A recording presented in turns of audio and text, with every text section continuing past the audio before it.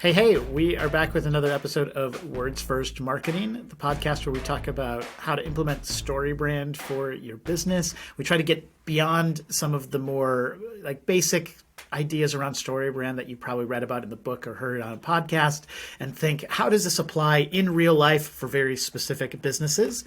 And today I am talking to Benji Albrecht. And he is a Storybrand guide who typically works with lawyers. And so he's got some thoughts on how to apply Storybrand in the context of lawyers and law firms and legal services and all that. Benji, thanks for being on the show. Yeah, absolutely, Matt. Thank you for having me.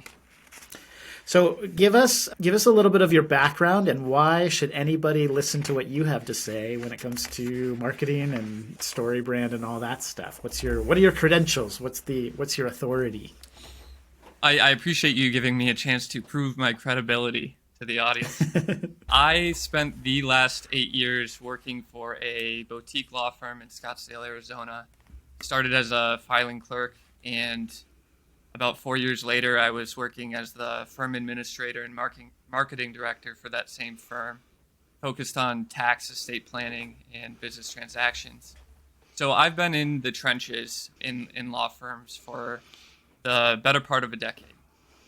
Mm-hmm. And as marketing director for the firm, I attended the Storybrand workshop back in 2017 or 2018 and implemented the framework for the firm. Over the course of a 4-year period, we doubled firm revenue twice. So I guess that means we tripled firm revenue. So I would say that from actually learning and applying the framework is why I'm qualified to help others. Nice.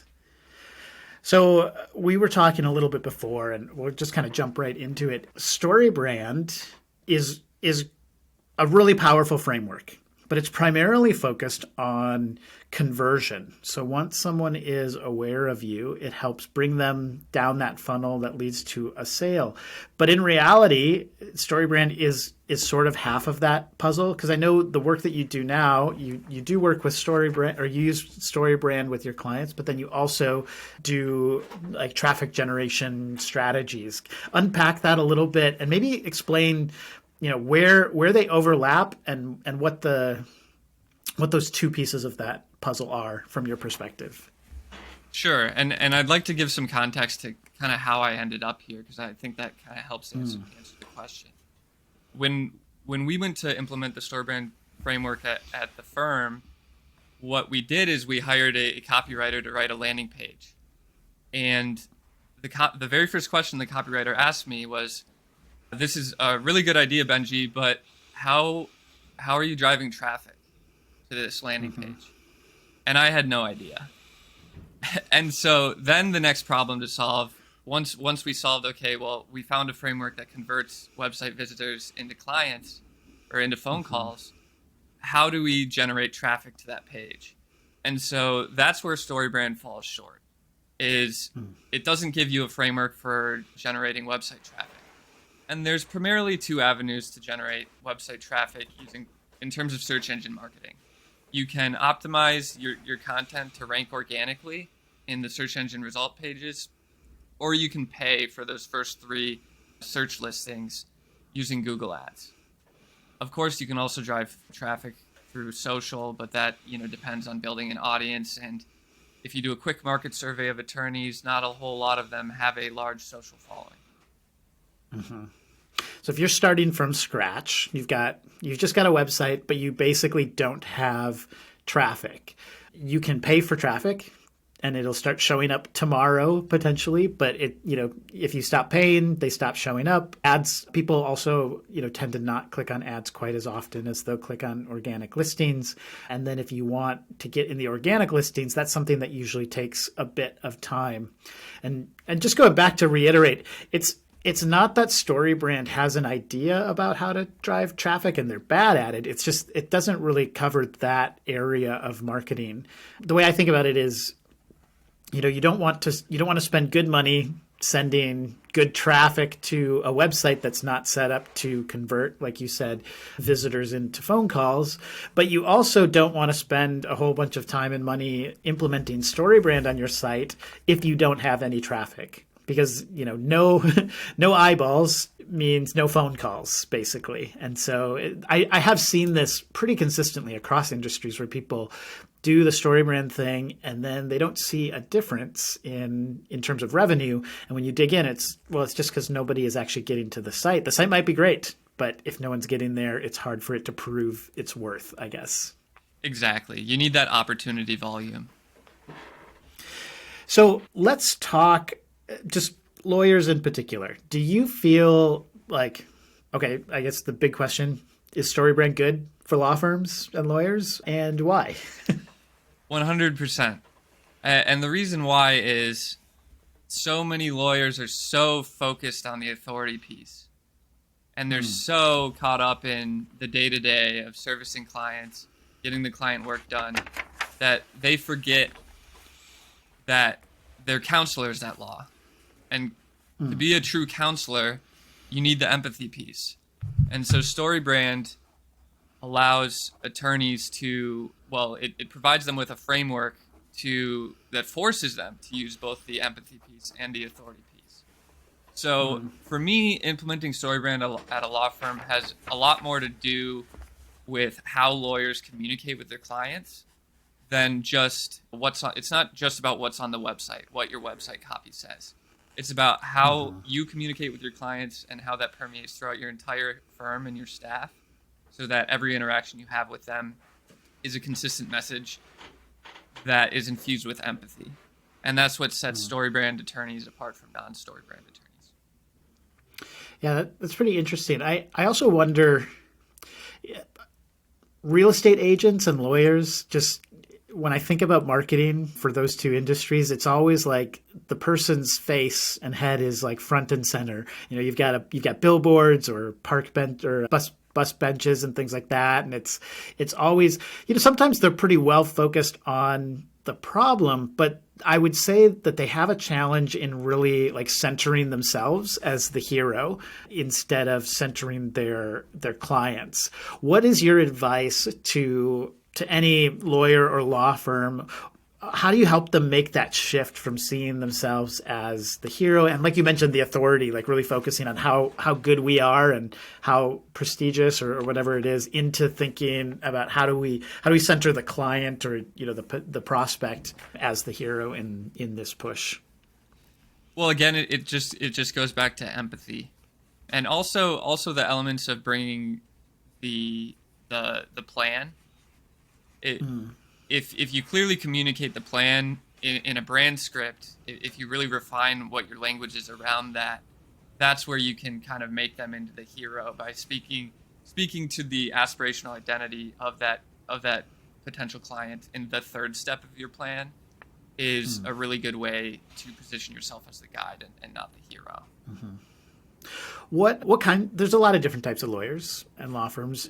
What kinds do you typically work with, and are there any types of law firms that you feel like are better suited, or like if you were going to say, hey, you can make a lot of money really quick if you would just implement Storybrand? I don't know, but this is me asking, what are the best use cases in the legal space that you've seen for implementing Storybrand? For speed to lead of implementing Storybrand and getting leads the fastest, tax attorneys, divorce attorneys, probate. Estate planning is a little bit harder. There's a really long sales cycle. I don't think that it's necessarily Storybrand's fault that it takes longer. Yeah. It's just, it requires a lot more back-end marketing automation infrastructure to convert online estate planning leads to paying clients. Got it. When you're thinking about working with law firms, what's that transition then? So do you start with traffic, or do you like working on SEO and ads and things like that, or do you start with messaging? What does that process usually look like, and then when does one shift into the other, or are they really closely interrelated in your mind? I start every engagement with a strategy audit. And it's a strategy sprint is what it's called. And it basically consists of a technical website quality audit that evaluates the content and the technical aspect of their website. And then also assesses the terrain in terms of what their competition is doing and the keyword gap between their current website and their competitors. And then a very cursory link analysis to see how far behind they are in terms of building backlinks to their website to build their website authority. So that'll give me a very good idea. That gives me an opportunity to investigate the room for opportunity in terms of driving traffic through search engine optimization. But also, it gives me a chance to look at the content on the website and see, okay, does this stand out?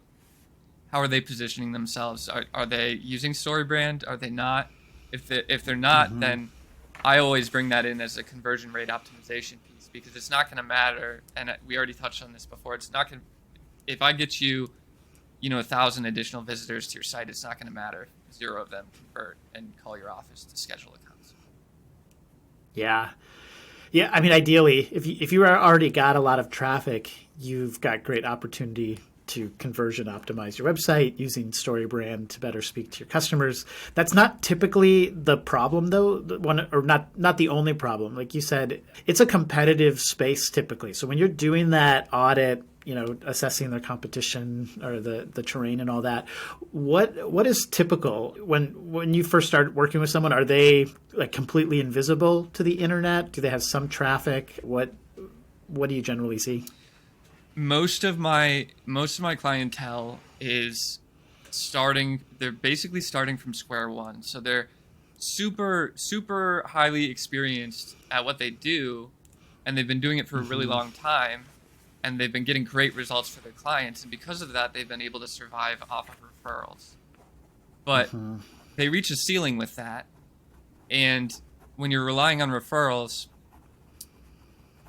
for example, if a tax attorney gets all of their referrals from a CPA, well, as you know, Matt, CPAs have those special times a year where they're not focused on giving anyone a referral. They're focused on. I know this very well. So that creates some seasonality, and when you get those referrals, and so the beauty of online marketing is it levels the playing field in that you can get a continuous stream of clients, and if you're using search engine optimization, once you've built that competitive advantage against your competition with organic rankings, then those clients are coming in consistently. The beauty of paid advertising is that creates a dial where if you have kind of a lull in your referrals, okay, great, turn those paid campaigns on and get some consultations on the calendar. Give me like a full timeline. Someone comes in, you said square one, we're basically not getting any leads through our website. Like we subsist on referrals and all that, but we'd like to build a marketing engine that is a little more consistent. What kind of timeline would you typically lay out, and what are you working on in sort of the different phases? I would say that 3 months is a pretty solid timeline to set up the foundation for a comprehensive SEO campaign. So that's in terms of me doing the strategy audit and then creating a content calendar, giving them content briefs so that they know exactly what they need to either write themselves or hire a content writer to write, and then getting that posted to the website. Then we can look at doing some link building and things to increase the rankings of that content. Throughout, once we have the initial content posted to the site, then I like to do a blended approach where we're not just waiting on the organic content to rank. We are also running paid advertising so that they're getting clients while they're waiting. One of my the topics that I've kind of been most interested in, one of the topics I'm most interested in is around budgeting and the cost of marketing for companies. And I think a lot of businesses, they don't know what marketing costs. And so they just kind of come up with an idea in their head of what it should cost. And then they go out and they start looking for it. And they realize, actually, you can buy marketing services at any price point. There's someone out there selling, $20 a week SEO services on Craigslist or Fiverr, and then you go to an agency and it's like $8,000 a month, and everything in between. And so a lot of times I think business owners, and in this case lawyers, they just pick something a little bit in the middle, and they hope that that's pretty good. I like to say marketing, it's expensive, and it's going to cost you either time, or it's going to cost you money, or it's going to cost you both. So you can figure it out yourself, and you can write articles, and you can figure out the strategy and all that. But it is, it's not super cheap. If you were giving advice to a law firm about how to budget for marketing and how to think about like an investment in SEO and in Storybrand optimization and all of that, do you have any guidance for like how to set expectations and help them get their head around what kind of costs they should be anticipating? Yeah, so the master formula for me really is lifetime value minus cost per acquisition. And you were the one actually who gave me the clearest idea of how to explain this to attorneys. And that's, you look at your cost per acquisition. So if you know your lifetime value of a client, so for example, if you have a divorce attorney and his lifetime, the average fees he makes on the average case, let's just say it's $10,000. Well, somewhere between 6% and 20% of that should be customer acquisition cost, and that has to do with how much your competitors are spending, what you're personally comfortable with, and your level of overhead. And so, let's just say it's 20%. That's $2,000 a client, and then how many clients are you looking to add per month? If you want 5 clients per month, that's $10,000 a month. Yeah. One thing I love about Storybrand, thinking about it, is when I hear the word like conversion optimization for websites, a lot of times what I think of is kind of like hacker type, like life hack. It's not life hacks, but like business hacks. Like, oh, if you just use this word instead of that word, it's going to get more people to click on it. And it comes across actually kind of sleazy. Like, oh, we're just using these tricks to get people to click. What I love about Storybrand though is it's actually about elevating your brand. So it's not just this like internet click hacky, whatever stuff. It's really like fundamental improvement of your brand and what you're communicating. And so one of the things that I think is really great when people implement Storybrand, it tends to make it easier also to like raise your prices, or at least improve the expectations of people who are coming through to your site. Because when you communicate to them really clearly, and especially if you add like really great design to a really strong messaged site, that expectation of the people who are coming in and setting appointments is a little bit higher. And so they're not surprised when your prices are a little bit higher. So if you're thinking, that cost of acquisition, man, I don't want to add 20%, to my marketing budget in order to get more clients. I wish I could do it cheaper. What I would say is, hey, take that 20% and add it to your fees, because you're going to be able to justify them more easily when you have a really well-positioned and really kind of premium brand that I think you can really get when you go through that Storybrand process. I agree 100%. Like you said, I think a lot of businesses across all industries, they get so caught up in the cost per acquisition, trying to get that cost per acquisition, their CPA down. But in reality, they'd be much better off just increasing their customer lifetime value.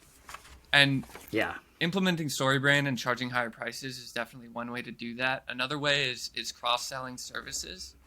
So for estate planning attorneys, something that I prescribe is use paid advertising to get probate clients in the door. And going through the probate process, administering a loved one's estate, is no better fuel to the fire for someone to consider doing their own estate plan. Because once they go through that probate process, at the end, if you very strategically at the very end of it, you ask, hey, do you have an estate plan in place? They're going to say no, but I want one because I don't want my kids to have to go through this. I love talking with marketers who have a really clear vertical niche, because that sort of advice that you're giving there is coming from a person who obviously knows the details around the business of your customers. And I work with a lot of accounting firms, and so a lot of my knowledge that I've learned from different clients stacks one on top of the other, and so then I'm able to apply it more broadly, and all of my other clients end up benefiting from it as well. I know there are a lot of generalist marketing firms in the world. Why did you choose? Well, your background, I guess you were working in a law firm. You're not a lawyer, though. Why do you end up? I'm not an accountant either, so I don't work with accountants because of my background. But what is it about lawyers that you like, or why do you continue to serve lawyers in this field as a marketer? There's a couple reasons. One is they are true problem solvers. So someone comes in, they have a legal issue. For example, tax attorneys. The client can't sleep at night. They're getting all these letters from the IRS. A lot of times, they're too afraid to even open them. So they'll come in with an unopened stack of letters. The attorney's going to open those letters. He's going to explain, in layman's terms, what they mean, how serious the situation is, what their options are, and they just get immediate relief. So attorneys get a bad rap sometimes, but they truly are making the world a better place by solving people's legal problems. Another reason is that in terms of, and this is this might sound kind of out of left field, but if you think about it in terms of like sustainability, a lot of marketers, so for example, if I was really good at e-commerce, I could help someone sell a ton of plastic straws on the internet, make a ton of money that way. But that's just adding to the, problem we have with, the environment. And so by helping attorneys, they're providing a service. They're not really, producing all that much waste, especially if they've gone paperless. But I mean, we're going to spurk here. I think people might have arguments about attorneys. There's all the jokes and things like that. But I totally understand to an extent the point that you're doing. Yeah. It's one of those industries where from the outside, they take a lot of flack. But I think that, it's the same thing in mine. A lot of folks just assume accountants are like pencil pushers, like boring nerds. But as I've gotten to know folks in that space, the stereotypes don't follow through very clearly in a lot of cases. Right. There's attorneys of all different personalities out there. For sure. Let's talk specifically about some attorney websites. When you're looking at, because you do customer or competitor analysis as well as the clients you work with, what are some of the really common mistakes that you tend to see on websites of attorneys? You sort of hinted at it before, but making themselves the hero and not the guide is pretty common. Poor user interface, poor usability. Just using stale language that's filled with legal jargon and isn't actually speaking to customer pain points. So it's great that people know that you sell estate planning services, but no one's out there trying to buy estate planning services. They're trying to protect their family. So if you sell on pain points, you're going to sell a lot more. And instead of trying to push your products and services, is a pretty common thing. Are most law firms pretty narrowly defined already? I know in some industries, I find Storybrand to be even more powerful the more targeted you can get with your audience. When you go in, are your clients already fairly narrow in who they're going after, or is that part of the process to help them articulate who their exact ideal client is? They're usually pretty narrow already, just based on their. Like I said, I mean, most of my clients have been practicing attorneys for 23 years, and they just need the online presence to match their experience. And so they've specialized already, exactly. And they know who that client is. That's great. From a marketer's standpoint, I love it when I find clients that have that. That's another advantage to being in that space. You can do so much more. Whereas if you're trying to work with a generalist company, some of the tactics you have to take are just going to be broader and more general, and you're not going to be able to know quite as clearly if it's working or not, because just the nature of the audience that you're trying to reach. When you're working with clients, what are there things that they have misunderstandings or misconceptions about when it comes to marketing? What kind of education do you usually have to do with your clients or help them understand before, I don't know, maybe something kind of clicks and then they're able to really get it as far as what you're talking about? The main paradigm shift that I need to create is that they can't just use one-off. You can't just throw ads in golf directories and pray that it's going to work. That's great for, general brand awareness if you have the budget to be focusing on that. But let's start with the traffic the search engine traffic that proves that they're in the market for your products and services. So really helping them understand that you can put a billboard on the side of the highway, and that's great. But wouldn't you rather have that billboard be next to a highway where the only people driving on it are people who are currently shopping for an estate plan or are currently searching for a tax attorney? That billboard would be worth so much more. And that's what I'm offering, except for it's not a billboard. It's a 3-inch by 1-inch square on someone's computer screen. And, it's not a highway. They're scrolling across the search engine results page.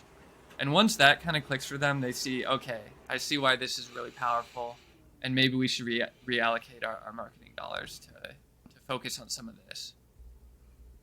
Yeah, I don't know if it's across the board, but one of the things just in terms of lawyers, I think there's a lot of opportunity on like the demand capture side. So there are plenty, and you can probably figure out pretty easily how many people are searching for your services because they tend to be pretty specific search terms, and you can find out, is there opportunity there?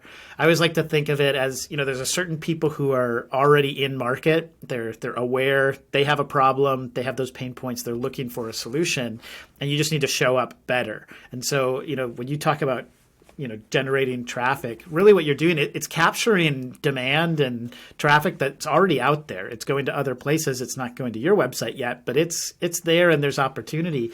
As long as there's a big pool of people who are looking for your services, all you have to do is get in front of them, and that's great. I know that there are and I'm sure there are certain types of lawyers. You mentioned the longer sales cycle for types of firms where you need to do more of the education to make them aware of the problem and how, legal services might help them get what they want. What are some of are there types of firms that you would recognize that need to invest a little bit more on that, like educational, get people aware of their services side of things? Yeah, I would say estate planning definitely they should have a greater focus on content marketing and email marketing. So there's not as acute of a I need an estate planner today. It's more like I'll get one eventually, and so you want to help add some of that urgency and move them along that funnel. Exactly. The attorney I used to work for would always say, if I ask any of my clients, that are up there in age, how long do you think you have left? No matter how old they are, 60 years, 70 years, 80 years, 5 more years is always the answer. So no one wants to consider their own mortality. And so no one, unless they're thinking about, oh, well, I need to protect my family or my wealth or something like that, there really isn't an inciting event. And so I like to start with the practice areas where there is an inciting event, because that means there's a shorter sales cycle. So by inciting event, I mean with tax attorneys, their client gets the letter from the IRS. And that freaks them out. And then they go on the internet and they need to find an attorney. They need to find an attorney right now. Whereas estate planning is kind of this, maybe they met up with their family for Thanksgiving and they're up there in age, or, they got, their blood pressure's higher this year than it was last year. So they start to think, hey, maybe I should do something to protect my loved ones.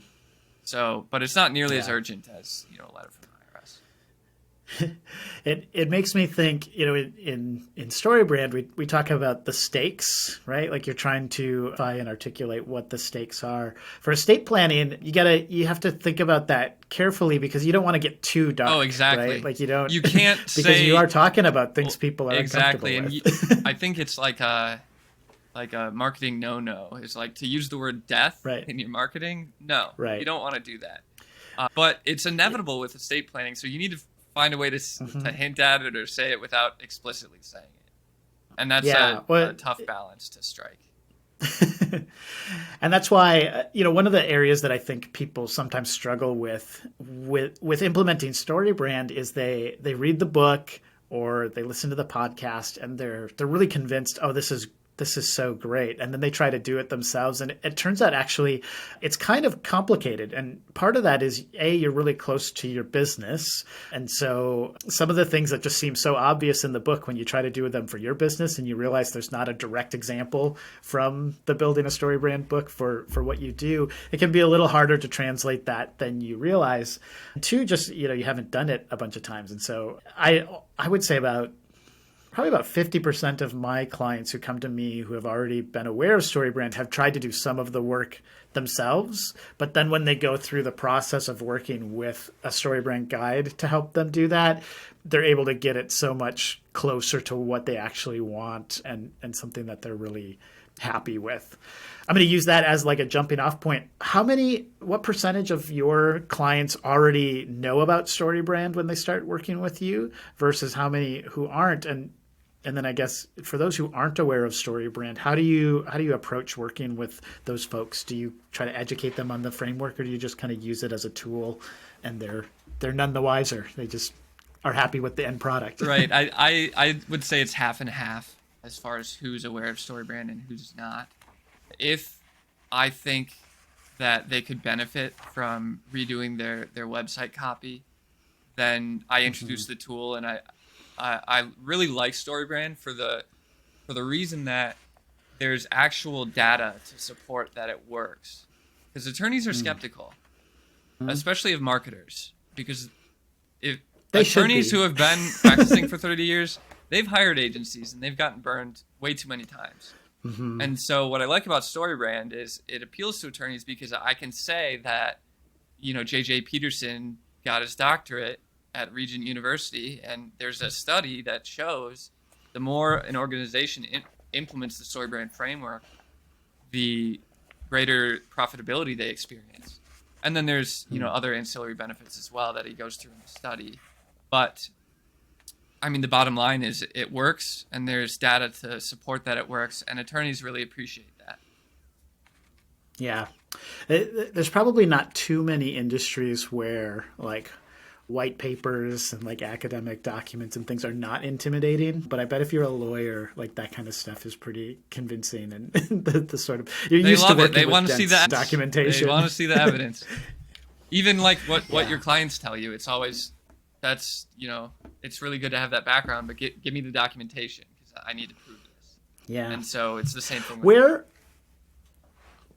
Where do you think marketing is going for lawyers? I mean, this is probably a bigger conversation than we have time for today, but we're talking in end of March in 2023. And so AI tools and some of these other things are really kind of coming on the scene in a really big way, and everything seems to be accelerating. But in terms of the folks that you work with, where do you see marketing going in the next few years for law firms and how they need to be thinking about their approach to marketing?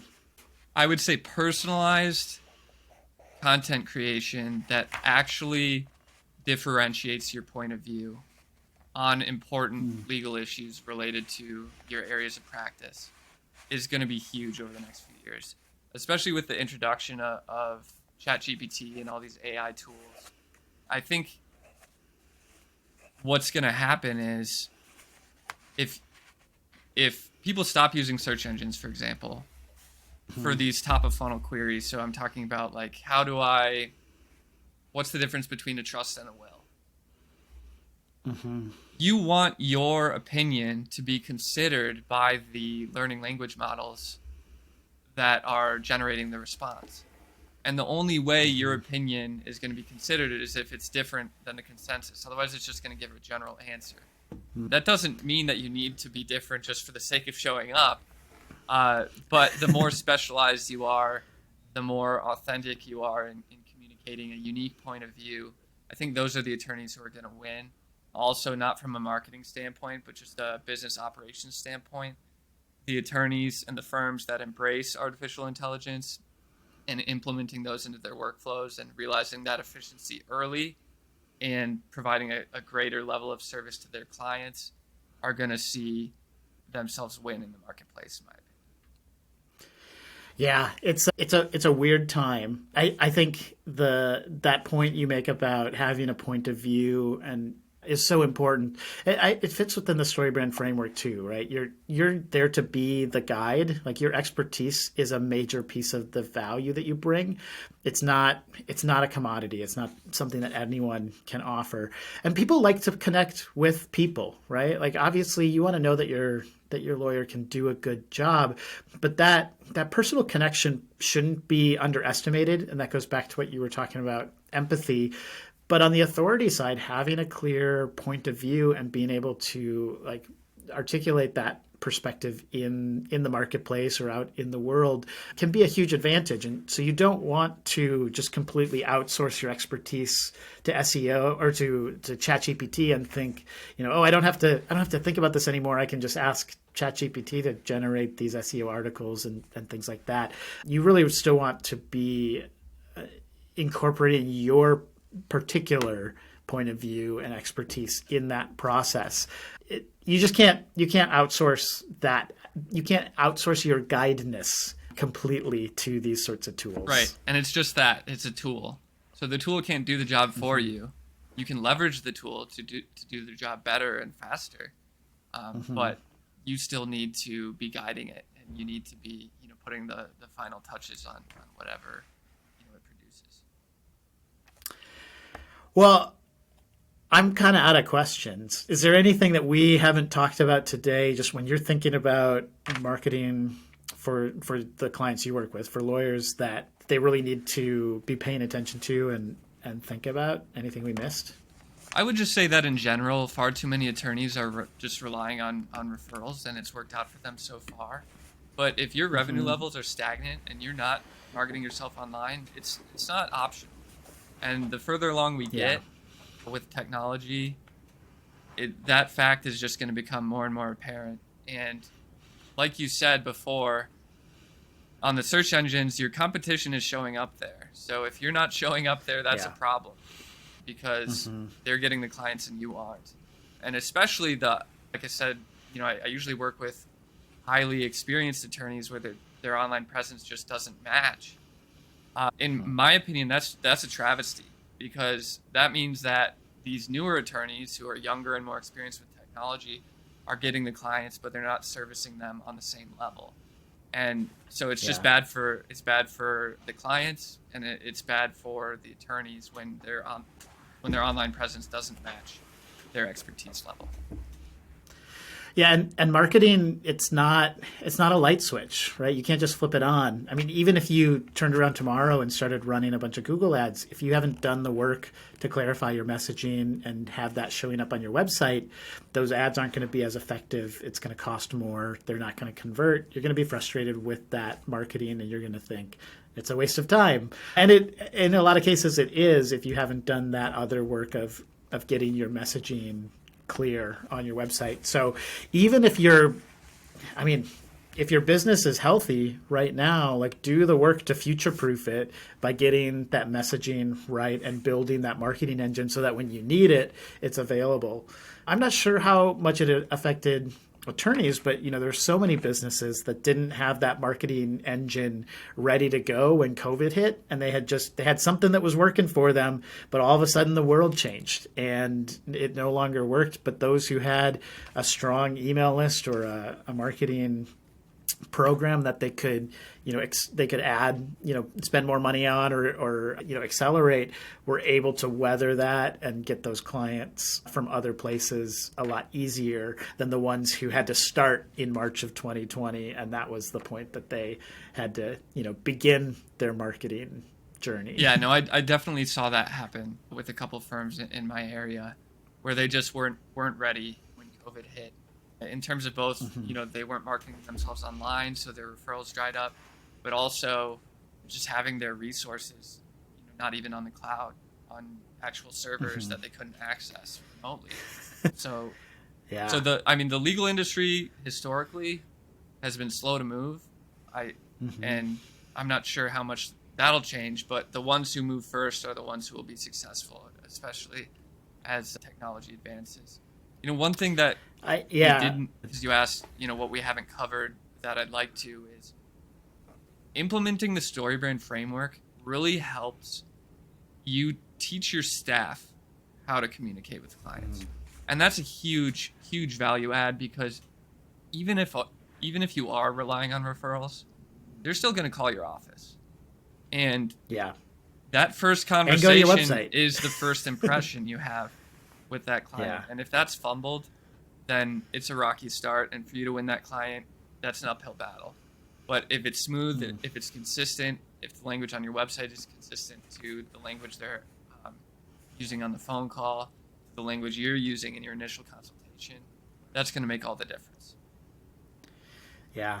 Storybrand it's kind of like a Trojan horse, but in a good way. Like you think that you're implementing it to improve your marketing, but going through that process of figuring out how to message, like position and message your company, has so many other benefits, including like understanding your own business model more, being able to hand off kind of talking points or like a one-liner to your team or other people, like your referral partners and things like that, in a way that just really helps clarify so many other things beyond what you think of as like website conversions and other traditional marketing pieces. So I can't tell you how many times I've had conversations with business owners about working on their brand script for their Storybrand brand script, that it's then impacted the way they actually deliver services or even some of the business model things, in a way that it gives them new ideas and better ways to do the actual work that they're providing. So it's a great, like I said, it's like a Trojan horse of business improvement sometimes. Right, definitely. Exactly what you said about like service design. So, Storybrand forces you to define the customer want, and then also define what their aspirational identity is. So if you look at your service and you compare it to the aspirational identity and the main character want, you can sort of get at their dream outcome. And so Alex Hormozy has that book, $100 Million Offers, where to design your offer, you basically need to know what the dream outcome is, and then you define all the problems that can get in the way of them, achieving that, and then you reverse engineer what your service needs to do. And so Storybrand is a framework that allows you to get inside the mind of your customer and figure out exactly what that is. And so it allows you to engineer a more effective service and deliver the same. Yeah. Well, Benji, how can people find you? Where should they connect with you? And if someone was interested in working with you, how would they start? Where do you start? Yeah, so simply go to benjialbrecht.com. That's BenjiAlbrecht.com. And if you're interested in SEO specifically, you can scroll about a third of the way down and book a website traffic analysis. And on that call, I will compare your current website to 3 of your competitors, and we will see exactly how much opportunity there is for your firm to get more clients using search engine optimization. If you're not sure where you want to start, then just book a discovery call. So in the top right of my website, just book a call in there and I'll help you figure it out. And you're pretty active on LinkedIn as well, right? I am. Should probably follow you there. Yep, absolutely. Yeah. So Benji Albrecht on LinkedIn. I share content a few times a week, and I try to engage with all of my followers. Very good. Well, thank you for being on here today. Like I said, I love talking to people who have that nice, clear niche. I know you work with lawyers. I work mostly with accountants, but there's so much similarities in terms of how you approach, how you serve your clients. That's a great conversation. Yeah, thank you so much. Any last thoughts? Thank you so much for having me, Matt, and thanks for structuring the conversation and asking me the right questions. I can tell you've done this before, and I appreciate everything you do. Yeah, very good. Well, this has been the Words First podcast. Like and subscribe on whatever platform you listen to the podcast on, and share this one specifically with all of your lawyer friends because they really need to hear it. At least that's my opinion.